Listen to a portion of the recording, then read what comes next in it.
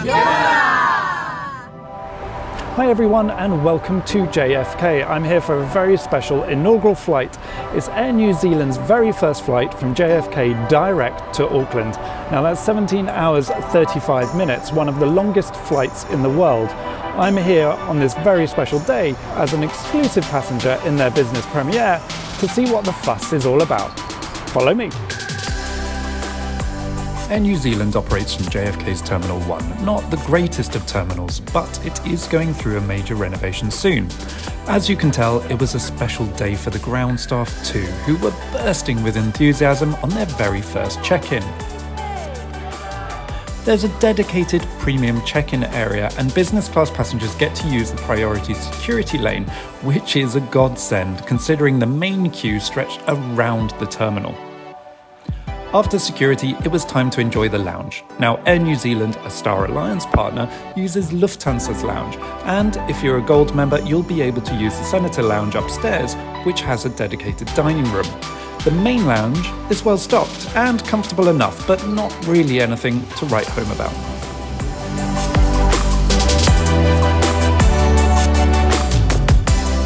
Shortly after the inbound flight had touched down and the aircraft was cleaned and prepared for our return trip to New Zealand, it was time to head to the gate, which thankfully was just a few seconds walk away.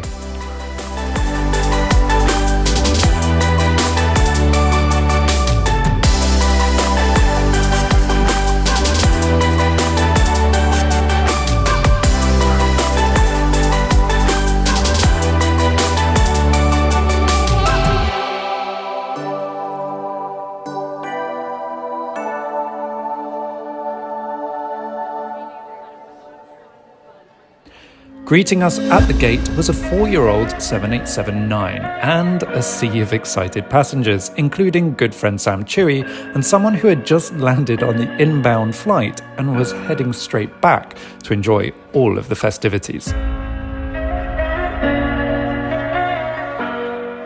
We were fortunate enough to be invited to board before the rest of the passengers to take a tour of the aircraft in all of its pristine glory. Welcome aboard.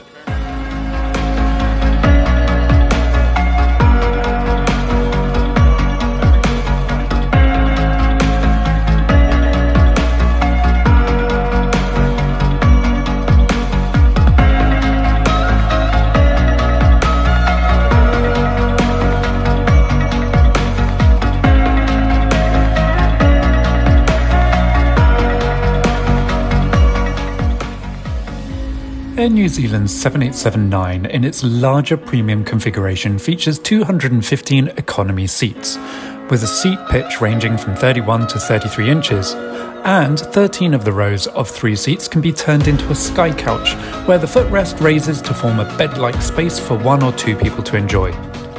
Because of the flight length, the airline actually blocks seats in economy to keep the plane within limits, so on a flight like this, you'll be able to stretch out a bit more after takeoff. In front are 5 rows of premium economy, and with over 40 inches of seat pitch, it's one of the most spacious in the skies. And in a 2x3x2 configuration, it's definitely worth the extra spend on an ultra long-haul flight like this one.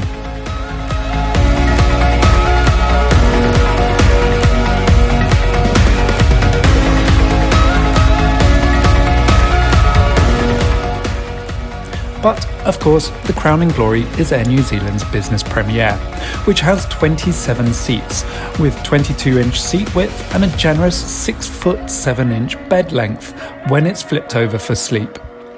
The best thrones in the house are the A seats, where there's more privacy as there's not a neighbour partially facing you. That said, the first row also feels quite private, as you can't see passengers all around you. I have to admit, I actually prefer the design of these seats over Virgin Atlantic's. The colour choices are fresh, light, and when paired with the vibrant pinks, purples and teals that Air New Zealand use in the uniforms, soft products and lighting, it creates a truly contemporary space that feels somewhat bigger than Virgin Atlantic's, which offers exactly the same seat.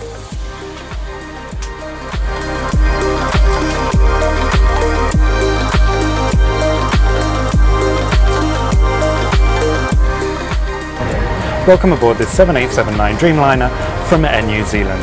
I'm sat in Business Premier, where I'm going to experience everything that this 17-hour flight from JFK to Auckland has to offer.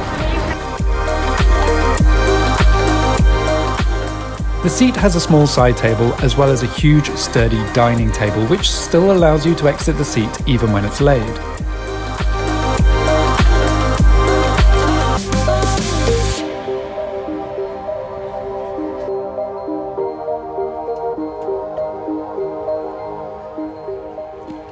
There was a special limited edition Deadly Ponies amenity kit for the inaugural flight, although the contents are the same as the usual kit.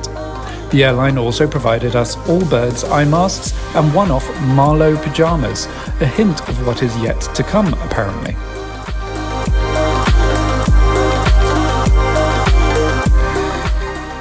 What was nice to see was the attention to detail, and the toilets all featured different wallpaper designs, and local musicians and bands were played softly as background music in the toilets too. The in-flight entertainment was well stocked, but the hand controller a little more basic, and the headphones weren't of any real great quality. Hopefully they'll be upgraded in the near future. But I do love the champagne flutes, which were kept topped up the whole time. As the passengers settled in and the crew took their final photos for the inaugural, we pushed back, some 1 hour late, as the aircraft did have to take on extra fuel to navigate around a storm off the coast of Mexico. As we took off, I settled in, and although it was 5 AM local time for me, I took the time to take a look at the menu.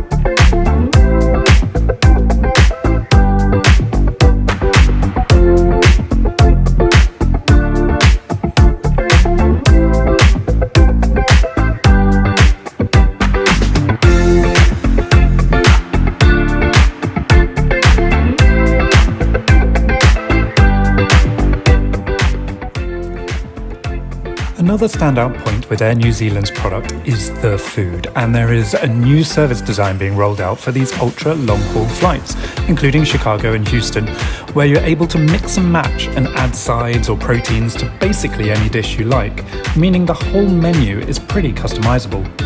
No, that's not a potato. It's a beetroot and olive bread roll that was both warm and delicious.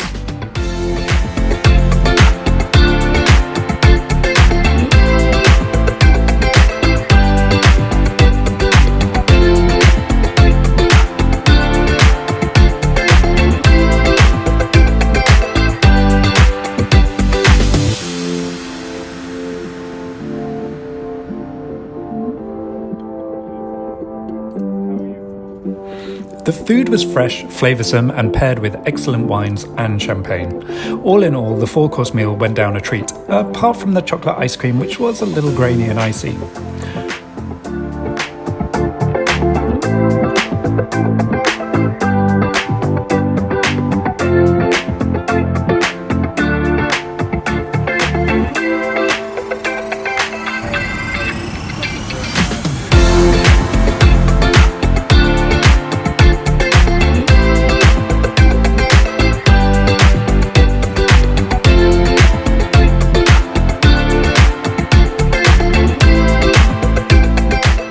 I have to hand it to the crew. Even as they are still serving, they multitasked and managed to run a Turndown service for passengers at the same time.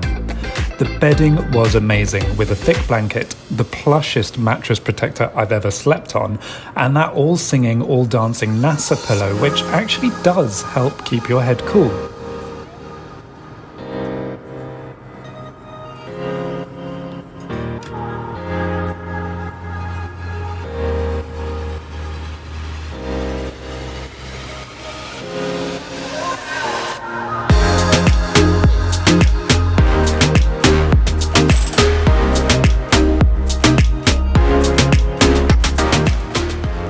To help with a nightcap, they provided water, chocolates, and there's even a sleep ritual, including a calming tea and a balm to help you sleep should you want it.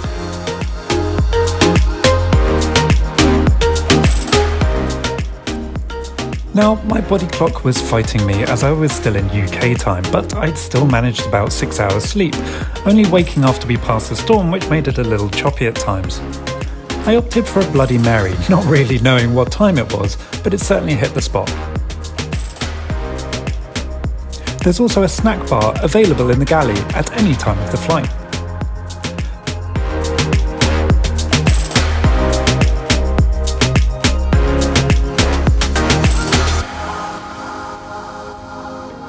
But trying out the mid-flight hot options, I tried the pastrami and Swiss cheese toasty, which suddenly became a hit for the rest of the passengers also waking up.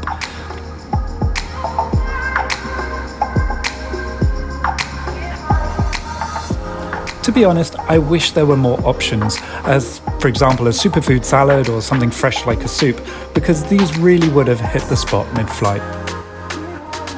I opted to do some work, made easy thanks to Air New Zealand's completely complimentary Wi-Fi, albeit a little patchy and slow at times.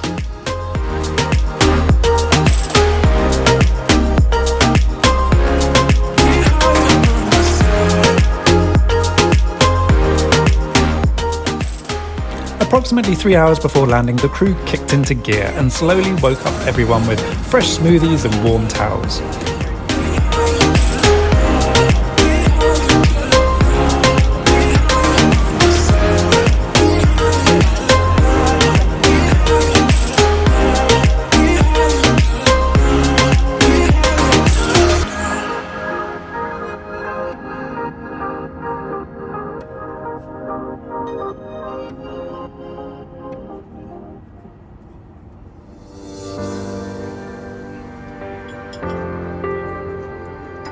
As we passed over the Pacific archipelago, breakfast was served, another 3-course full meal, which is about right considering how long we had been on the aircraft. Opting for the poached eggs, I was not disappointed. They were perfect.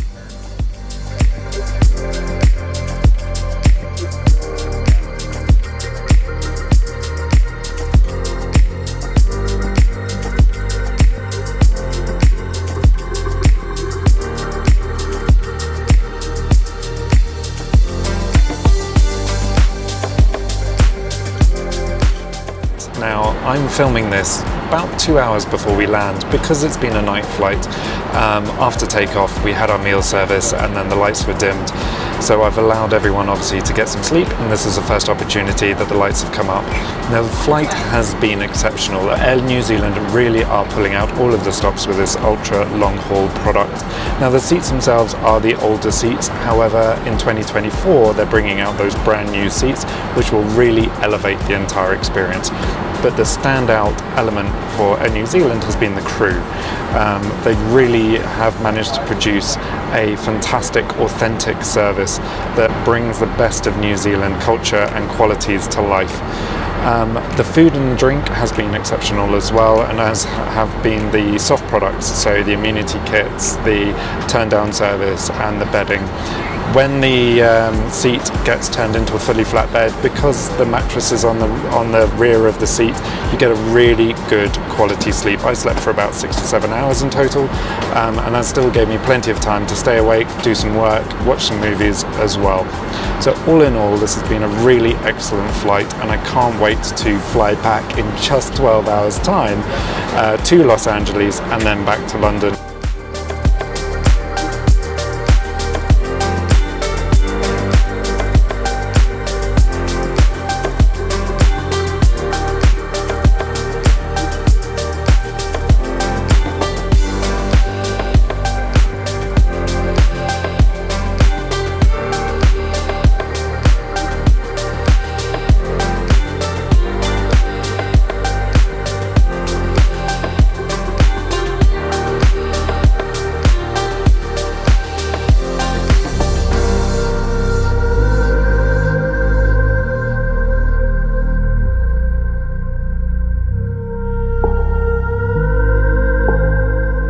And just like that, we were descending into Auckland. Had it felt like 17 hours? No. Did it feel like a normal long-haul flight? Well, quite frankly, yes. Thanks to the aircraft's air pressure, the comfortable beds and the attentive crew, I arrived in Auckland fresh and ready for my 32-hour adventure home again the very same day. Kia ora, everyone.